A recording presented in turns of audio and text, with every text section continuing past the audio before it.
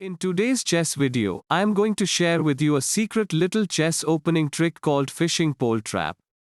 You can use it when you are playing as black. I will show you all the different variations, moves and ideas about this trap. Royal Lopez is one of the most famous openings in chess, which starts with e4, e5, knight f3, knight c6, and then bishop b5.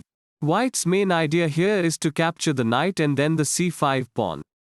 After this we continue with knight f6 to attack the e4 pawn. This is called Berlin defense. Now a very common move from white is to castle on the king side. The idea behind is that even if the knight captures the pawn, then white can easily regain the pawn to equalize the position. That's the logic behind castling. So let's go back. So after white castles, you will not capture the pawn. Instead, you will play knight to g4. A typical reaction from white is to play pawn to h3 to kick off this knight. But we are going to play pawn to h5. This is how we are setting up our trap. If white tries to be greedy and captures our knight, then he's gone. Let's see how. So we take the pawn. Here we are not only attacking the knight but also opening the h file for our rook. If the knight goes anywhere, either h2 or e1, we can finish off this game in 4 moves. We start with queen h4, threatening a checkmate by playing queen to h2 or h1. White will try to free up the f2 square so that he can run away when he gets a check. So he pushes his pawn to f3 or f4. For this we have an amazing move, pawn to g3, which cuts away all his options to escape. The only way to delay the checkmate is to sacrifice the queen.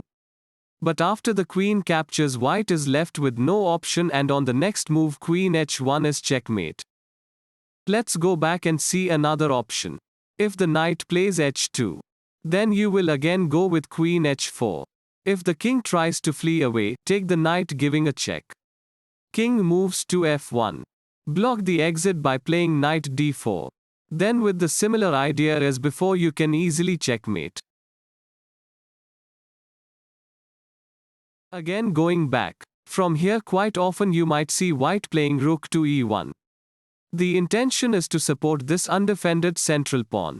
But you have an amazing trap here as well. First you bring out your bishop to c file, double attacking this pawn on f2 with your knight and bishop.